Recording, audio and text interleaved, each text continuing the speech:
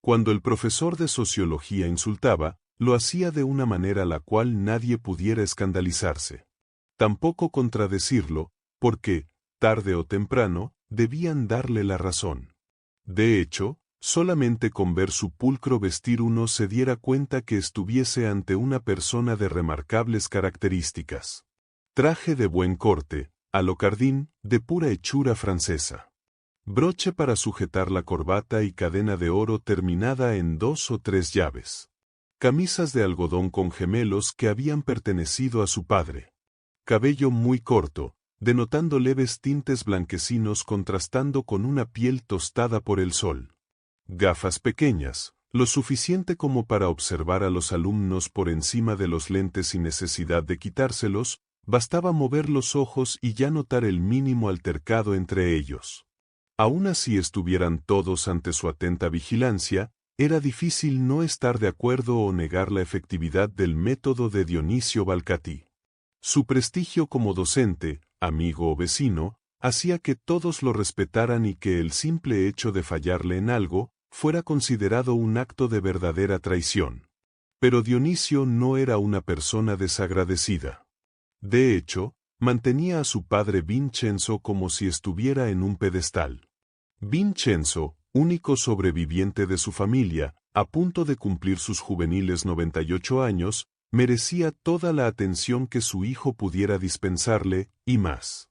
Los mayores cuidados eran reservados para él. 2 enfermeras que se turnaban los 7 días de la semana, chofer con auto propio para trasladarlo a donde quisiera, a permanente disposición. Viudo, a pesar de su condición de no vidente, ha sabido disfrutar, gracias a su hijo, de los mejores momentos, sobre todo, al festejar sus cumpleaños. Desde hacía un tiempo, la casa se engalanaba con la presencia y la actuación del famoso tenor Aldo Aliberti, cantando una selección de inolvidables canzonetas napolitanas y arias de óperas. Pero esta sería una oportunidad especial, papá cumpliría sus primeros 98, y ni siquiera Dionisio sabría cuántos más le quedarían por delante.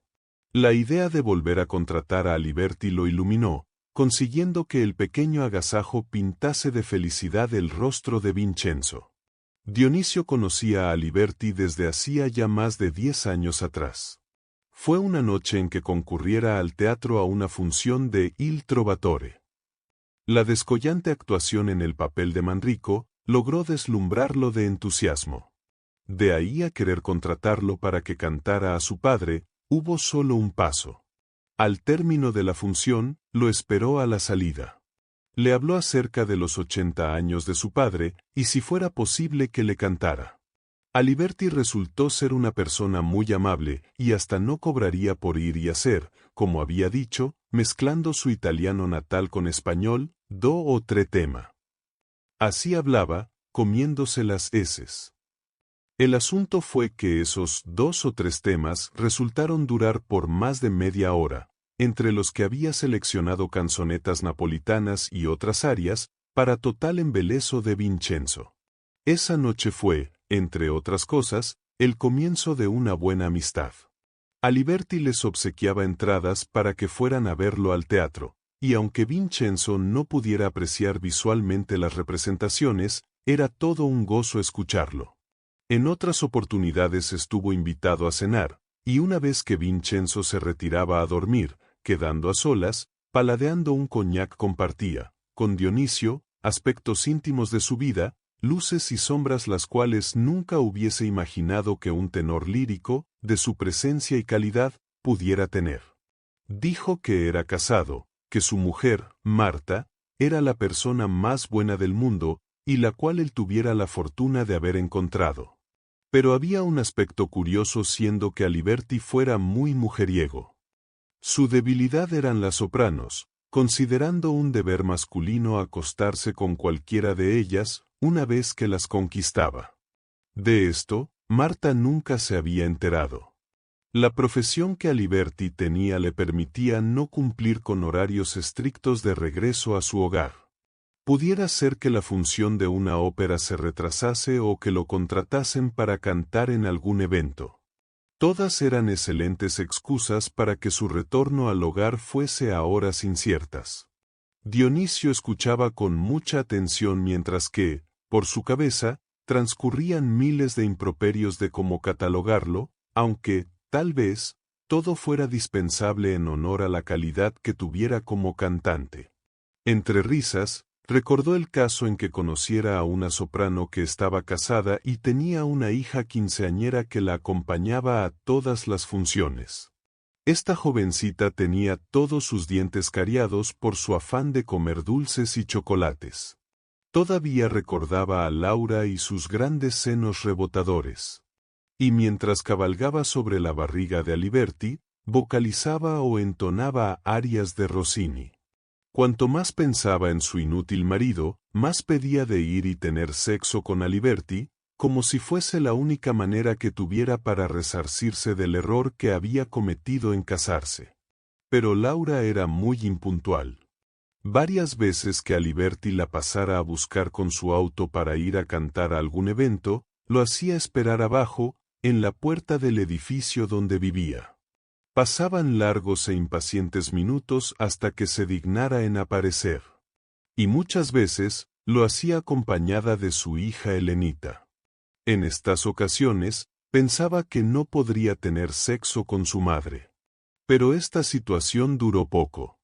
Una noche, al término de una función, yendo los tres en el auto, Laura pidió de ir a un hotel. El papel que había representado en la ópera le había provocado muchas ansias de sexo, y deseaba descargarse. Aliberti le dio a entender que, en el asiento trasero, estaba su hija, y que harían con ella. Rió, apurando el coñac que le quedaba en la copa, resumiendo que, esa noche, fueron los tres al hotel, y que mientras penetraba a Laura, Helenita quedaba sentada en un rincón, mirando con ojos ansiosos, comiendo sus caramelos. Fue la primera vez que apreciaba, en vivo, los placeres del sexo, algo que, hasta ese entonces, solo había curioseado en los videos de su celular. Desde esa noche, y siempre que iban a un hotel, la llevaban. En un determinado momento de su relato, Aliberti se puso serio, confesando que llegaron a tener sexo los tres juntos, y que eso fue el mayor placer que pudo haber tenido en su vida, además de cantar. Dionisio terminó su coñac, quemando el líquido su garganta mezcló su repudio con lo escuchado. Apretaba la copa con sus dedos, como garras, imaginando estar haciéndolo con el cuello de Aliberti y su cuerpo grandote, completamente desnudo, ejerciendo la noble práctica del sexo con las dos mujeres. Varios juicios de valor, dirigidos hacia su persona, cruzaron por su mente, aunque, de sus labios, no salieron, primando apostar al profesionalismo de intérprete que tenía. Y pensaba en Marta, a quien también conocía, sabiendo que era una excelente persona, tal vez demasiado para él, que lo esperaba pacientemente todas las noches, al término de sus funciones en el teatro o en algún evento privado, sin saber que, muchas veces, esas tardanzas en regresar eran producto de sus aventuras amorosas. Esto provocaba, en Dionisio, elevar su presión arterial debido a los inusuales comportamientos de su amigo. Debería cubrirlo de maldiciones varias. Pero estaba, de por medio, el interés en que complaciera, con su arte, a su querido padre. Y lo hacía con sumo respeto y cariño, de manera altruista. Era por costumbre llamarlo una semana antes de la fecha, para hacerle recordar el próximo cumpleaños. Y él lo agendaba, teniéndolo siempre presente, repitiendo su famosa frase, la que hacía sonreír a Dionisio: voy, le canto 2 o 3 temas, y listo. Esos famosos 2 o 3 temas a menudo incluían Nessun dorma, Torna a Sorrento, O Sole Mio, como gran final, el brindis de La Traviata, alzando su copa de champaña en honor a don Vincenzo. Dionisio le sirvió otra medida de coñac. Continuó relatando que la relación con Laura y su hija cesó al poco tiempo. Al suicidarse su marido, hecho que ella atribuyó a que se hubiera enterado de todo, armaron sus maletas yéndose a vivir a Uruguay, en la esperanza de encontrar una nueva vida. Varias veces, durante esta y otras charlas que tuvieron, Dionisio estuvo tentado de tildarlo de tipillo, y que si no se hubiese dedicado a cantar y haber llegado a tener un renombre con sus actuaciones, hubiera sido un pobre tipo, un don nadie, o hubiese retornado a su Italia natal, empleándose en el puerto a cargar los barcos. Pero, en honor a Vincenzo, se contuvo, sabiendo que solo lo hacía porque su padre fuera feliz por un momento, deleitándose al volver a escuchar aquellas canciones inmortales que oía cuando era pequeño, entonadas por su abuelo y hasta por su propio padre. Este tradicional y respetable repertorio lo hacía lagrimear, debiendo necesitar quitarse los lentes y repasar sus ojos con su pañuelo. Qué emoción sentía Dionisio al ver contento a su padre, y recibir el abrazo de Aliberti al concluir su canto. Y la siguiente fecha se trataría de otra de las ocasiones especiales donde sería cordialmente invitado a cenar. Luego de los postres y promediando la ronda de café, Aliberti entonaría su repertorio, celebrando los 98 de Vincenzo. Como ya era costumbre, Dionisio se comunicó, para hacerle recordar el evento. Le agradecía su concurrencia, porque sabía que Aliberti era un gran profesional, y estaba sumamente ocupado entre sus actuaciones en el teatro o con ensayos o contrataciones en eventos corporativos. Pero siempre tenía un lugar, en su agitada vida, para Vincenzo. Aliberti atendió la llamada y confirmó que el jueves próximo, a las 8 de la noche, estaría ahí. ¡Qué alegría, para Vincenzo, saber que nuevamente contaría con la presencia del famoso tenor Aldo Aliberti, engalanando la noche! Sería una reunión íntima, ya no le quedaban amigos. Dionisio invitaría a un par de vecinos y eso sería todo. El jueves mismo, desde temprana hora de la mañana, Vincenzo se había levantado con una permanente sonrisa en sus labios. Dionisio veía a su padre canturrear los temas que interpretaría Aliberti. Y lo que siempre lamentaba era que no lo pudiera ver, que sus ojos no tuvieran la capacidad de apreciar a una figura de renombre como Aliberti, cumplir con los principales papeles en las óperas que se presentaban en el teatro. Pero el hecho de tenerlo en persona, cantando en su casa, era la compensación por tanto infortunio. Desde un par de horas antes de las 8 ya todo estaba preparado, la comida lista, la mesa servida, los vecinos habían llegado para compartir un aperitivo con Vincenzo. Dionisio echó un vistazo al reloj de la pared del living, cuyas campanadas anunciaban la hora indicada. Pero Aliberti aún no había aparecido, siendo que siempre fuera su costumbre estar entre 15 a 20 minutos antes de lo pactado, como excelente profesional que era. A las 9:30, visto que Aliberti no había llegado, Dionisio decidió que se sentaran todos a la mesa, para empezar a comer. Tampoco hizo su aparición a los postres y al momento del café. Vincenzo tamborileaba con sus dedos, de manera insistente y con un dejo de ansiedad. Se acomodaba, a cada instante, sus anteojos oscuros sobre el puente de su nariz y bebía un sorbo de café, para tener ocupados sus labios únicamente en beber y no decir palabra ante el estupor que le causaba la ausencia del tenor. Dionisio lo llamó varias veces a su celular, suponiendo que hubiese tenido que cubrir algún personaje en la ópera, por enfermedad de alguien del elenco. Pero si hubiese sucedido eso sería habitual, en él, avisar que llegaría más tarde. Las insistentes llamadas no fueron respondidas. Pensaba que le hubiese ocurrido algo, no era de faltar a las citas. Cerca de la 1 de la madrugada, y cuando los vecinos ya se hubieron retirado, comentó a su padre que estaba preocupado por Aliberti, yendo con el auto hasta su casa. A esa hora de la noche, las calles estaban desiertas, por lo que Dionisio pudo llegar en breve. Por las ventanas de la casa se veían luces encendidas, creyendo que aún Marta no se hubiera acostado. Marta lo recibió con un dejo de amargura en su rostro.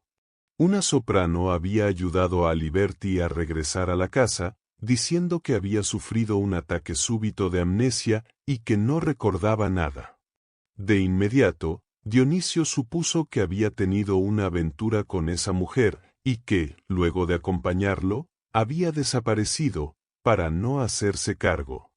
Por su cabeza cruzaron maldiciones para espetarle en la cara, mas se calmó al ver lo que otrora fuera un hombre corpulento y animado, transmutado en un ser desvalido, recostado en el sillón de living, con los ojos entrecerrados, musitando frases inconexas. No reconoció a Dionisio, al verlo, preguntando quién era ese señor. Dionisio le recordó que había tomado el compromiso de ir a cantarle a su padre, y que no podía fallarle. De entre los labios de Aliberti brotaban consonantes, especialmente las Gs, además de sonidos guturales, como de ultratumba. Dionisio lo ayudó a incorporarse, comentándole que lo llevaría ante Vincenzo, a ver si eso lograría que recuperase la memoria. Marta quedó llorando en la casa, creyendo que fuera lo mejor que pudieran hacer por su marido. Durante el viaje, Aliberti apoyaba su cabeza en el asiento, con sus ojos cerrados y un hilo de baba que brotaba de sus labios. Entró en la casa ayudado por Dionisio. Apenas pudiendo caminar, su andar era torpe, evasivo, dudoso, no habiendo podido haberlo hecho solo. Al llegar ante Vincenzo, Dionisio dijo que lo había ido a buscar, habiéndose retrasado la función del teatro, pero ahora cantaría. Vincenzo tomó sus manos, agradeciéndole que hubiese podido venir. Aliberti lo miró y preguntó quién era ese señor. Dionisio, sin pérdida de tiempo, fue al tocadiscos y puso un disco de canzonetas. Comenzó a sonar Mama, y Aliberti quedaba con sus ojos fijos en el techo, como si estuviese leyendo las notas cinceladas en él. Sonreía apenas y preguntaba qué canción era esa.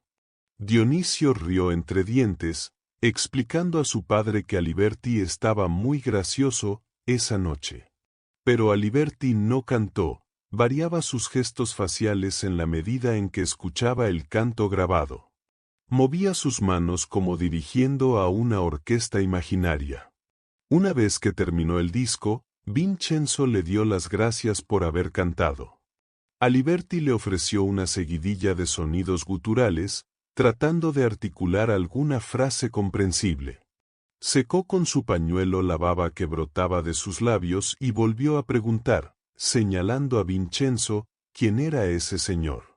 Dionisio rió nuevamente. Tomó de los hombros a Aliberti, ayudándolo a salir y subir al auto. En el camino, Aliberti intentó entonar fragmentos de algunas de las canciones que había escuchado en el disco, pero sus esfuerzos fueron en vano. Cuando llegaron a su casa y los recibió Marta, al verla preguntó quién era esa mujer. En la quietud de su dormitorio, Vincenzo idealizaba la figura del tenor número 1 del mundo, proyectada en la oscuridad de su visión. Y el regalo de haber ido a cantar solo para él en el día de su cumpleaños. Recordando los gratos momentos pasados, volvió a llorar de felicidad y agradecimiento.